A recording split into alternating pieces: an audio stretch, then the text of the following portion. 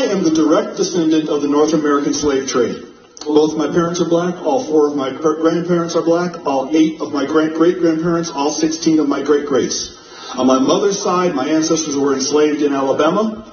On my father's side, we were enslaved in Texas. I am not oppressed. I'm not oppressed, and I'm not a victim. I'm neither oppressed nor a victim. I travel all across this country of ours. And I check into hotels, and I fly commercially, and I walk into retail establishments, and I order food in restaurants. I go wherever I want, whenever I want. I am treated with kindness, dignity, and respect, literally from coast to coast. I have 3 children.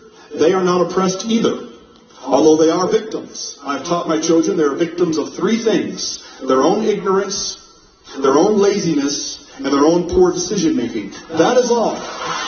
My children, we are not victims of America. We are not victims of some unseen 190-year-old force that kind of floats around in the ether. Putting critical race theory into our classrooms is taking our nation in the wrong direction. Racism in America would by and large be dead today if it were not for certain people and institutions keeping it on life support. And sadly, very sadly, one of those institutions is the American education system. I can think of nothing more damaging to a society than to tell a baby born today that she has grievances against another baby born today simply because of what their ancestors may have done 2 centuries ago. There is simply no point in doing that to our children. And putting critical race theory into our classrooms in part does that.